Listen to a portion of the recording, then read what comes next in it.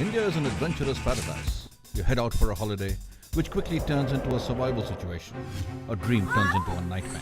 I'm thirsty, I'm tired, I'm hungry, and I'm lost. Shelter, water, and food become a priority. A fire to keep you warm. But how? I'm Chandan Lahiri from OTS Survival School. I'll give you some tips and show you some tricks to use in a self-reliant situation. Do not think problems can only happen to other people. It can happen to you. In the wilderness, what you need to do is expend as little energy as possible, because everything is tough, everything takes time, everything is frustrating, and everything requires a lot of energy. Unlike technology which has come into our lives, if you have a chainsaw, you can actually cut down trees like this in absolutely no time. But when in a survival situation, in a survival scenario in the wilderness, in the middle of nowhere, you don't have a chainsaw. So what you have to depend on is a couple of things that are in your survival kit and what nature provides. And you'll need lots of wood in order to get your firewood together, maybe even make your shelter, make tent stakes. And for that, you'll need to cut wood. And cutting wood, especially dense wood like this, is very, very dense. It takes a lot of energy, and I've just been doing that, and I don't know if you can see the sweat pouring down my face. It's hot, it's humid, and I've been exerting. To reduce the amount of energy that you're expending doing the jobs that you're doing, like I said, dig into your survival kit, take out your wire saw. You know what a wire saw is? We've done another video earlier on that. Now you can turn that wire saw and use it for the same purpose, that is cutting wood, by spending much less energy. What you need to do is turn the commando saw or the wire saw into what I call at least, a bow saw. This thing here. Now this is the wire saw, which I've just put on a piece of wood, and now what I have is a bow saw, and I can use this to chop wood, to chop trees. And this requires much less energy than if you were using the wire saw to cut your wood and using these thumb loops and going back and forth for all your work. This will require far less energy. And let me just reassemble this so that you know how to do it. First I need to get it off my bow, as it were.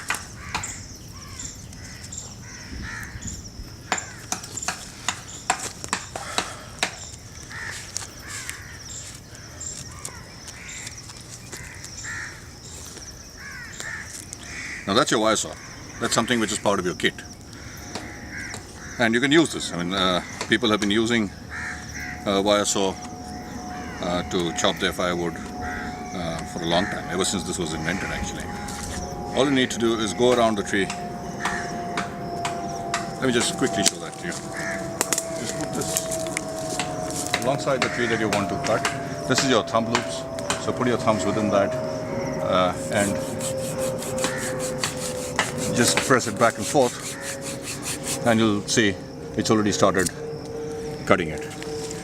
Now what a lot of people will do is, when they put it around the tree, instead of doing it like this, they'll pull it towards themselves. That also requires not only more energy, and it'll take a lot more time to cut the wood. So this needs to be at almost 180 degrees without you putting too much of pressure into the wood itself. So anyway, that's a wire saw. And a lot of people use that wire saw in that fashion. To turn it into a bow saw, first you'll need to find a piece of wood. Maybe a piece of green wood is slightly better because it's a little more flexible. And on one side, and you need to check the length of it. That will depend on the length of your wire saw. This I checked out, and this is about the size that I need. That's what it is. So on one side, all I'll do is put a cow hitch, and I've got a knot here, so I know that's going to hold it and it's not going to slip down. If the knot wasn't there, I would make a 7 notch so that this piece of fabric would get into that notch and hold it in place and not slide down. You don't want it sliding down. You want the tension on the wire when you're cutting that wood.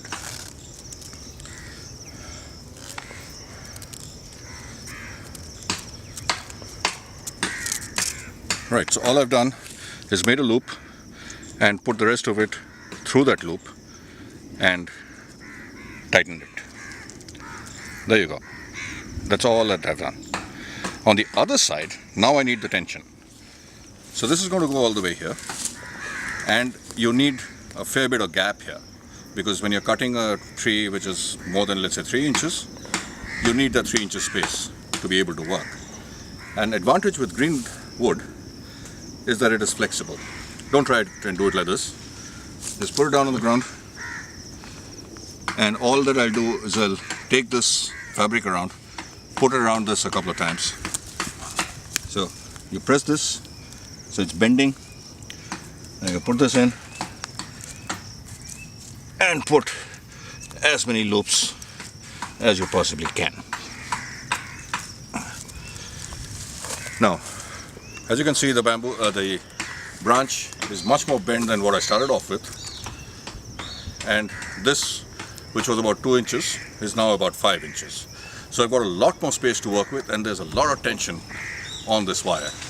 So now, by spending even less energy compared to how I would traditionally use a wire saw, now all I need to do is use it like a traditional saw, which requires far less energy. So you need to adapt, you need to improvise, you need to innovate in order to be able to overcome. And here what you're overcoming is fatigue, you're overcoming loss of energy, you're overcoming dehydration, you're overcoming loss of body fluids.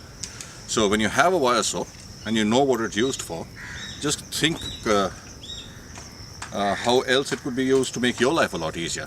So that's all you need. All you need is a branch where you can attach the wire saw to, turn it into a bow, and what you have is a bow saw.